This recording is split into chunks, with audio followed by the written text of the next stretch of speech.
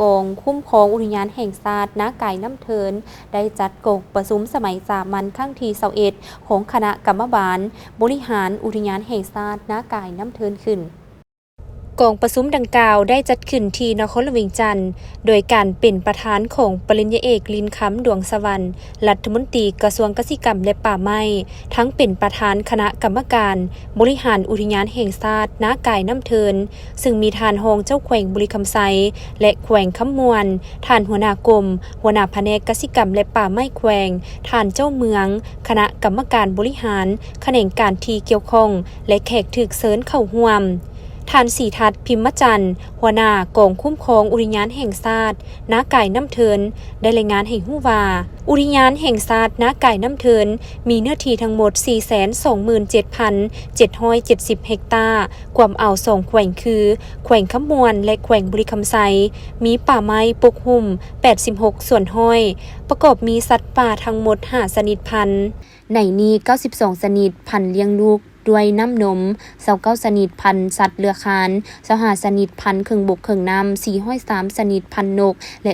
69ชนิดเป็นพันธุ์ป่าประชาชนยังถูกยากอิงใส่การเฮ็ดกสิกรรมแบบธรรมชาติล่าสัตว์เพื่อกินและเก็บเครื่องป่าของดงภัยคมคูส่วนใหญ่แม่นการตัดไม้ทำลายป่าล่าสัตว์ป่าจัดนำผิดกฎหมายเก็บเครื่องป่าของดงผิดกฎหมายการเข้าป่าสงวนที่ผิดระเบียบกฎหมายเป้าหมายในการคุ้มครองอุทยานแห่งชาตินาไก่น้ำเทินหลุดพรภัยข่มขู่ให้ได้40ส่วนห้อยยกสูงชีวิตการเป็นอยู่ให้ดีขึ้นและรักษาป่าปกคลุมให้ได้86ส่วนห้อย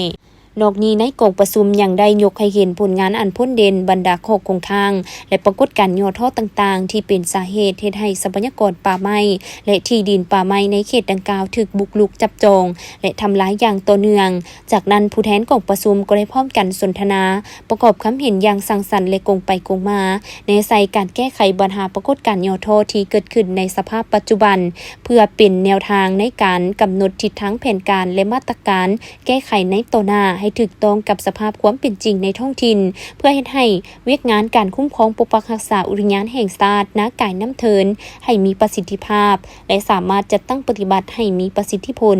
ในตอนท้ายกองประชุมท่านประธานได้มีคำเห็นแลกเปลี่ยนบางจุดเพื่อเป็นแนวทางในการจัดตั้งปฏิบัติก็คือให้จัดสรรงบประมาณเข้าใส่เวียกปรับปรุงชีวิตการเป็นอยู่ของประชาชนที่อาศัยอยู่และอ้อมรอบเขตอุทยานแห่งชาติเป็นส่วนใหญ่มอบให้กรมป่าไม้เป็นใจกลางสมทบกับกรมคุ้มครองอุทยานแห่งชาตินาไก่น้ำเทินและภาคส่วนที่เกี่ยวข้องทั้งส่วนกลางและท้องถิ่นเพื่อพันขยายจัดตั้งปฏิบัติคำสั่งของนายกรัฐมนตรีให้ปรากฏผลเป็นจริงประสานสมทบกับภาคส่วนที่เกี่ยวข้องเพื่อกะเกียมเสนออุทยานแห่งชาติเข้าในบัญชีรอท่าพิจารณาเป็นมรดกโลกให้กรมป่าไม้และกองคุ้มครองอุทยานแห่งชาตินาไก่น้ำเทินสืบต่อคนครัวสั่งกลไกประสานงานกลไกด้านการเงินและวิธีการอื่นๆเพื่อสร้างแห้งจูงใจแก่ประชาชนที่อาศัยอยู่ในและเขตอ้อมข้างป่าสงวนให้เข้ามามีส่วนร่วมในกรมป่าไม้กรมจัดตั้งและพนักงานและภาคส่วนที่เกี่ยวข้องประสานสมทบติดตามกฎกาและปรับปรุงคืนโครงการประกอบด้านบุคลากรของกองคุ้มครองอุทยานแห่งชาตินาไก่น้ำเทินให้มีประสิทธิภาพรับประกันทั้งคุณภาพและปริมาณเสนอให้องค์การปกครองขั้นท้องถิ่นสืบต่อกฎการติดตามสุขอยู่สนับสนุนกองคุ้มครองอุทยานแห่งชาตินาไก่น้ำเทินในการจัดตั้งปฏิบัติเรียกงานคุ้มครองปกปักรักษาทรัพยากรธรรมชาติชีวนานาพันธุ์ในการพัฒนาปรับปรุงชีวิตการเป็นอยู่เคียงคู่กับการอนุรักษ์รักษาเป็นตัวแบบในการคุ้มครองปกปักรักษาป่าไม้ชีวนานาพันธุ์อย่างมีประสิทธิภาพตามทิศสีเขียวและพัฒนาแบบยืนยง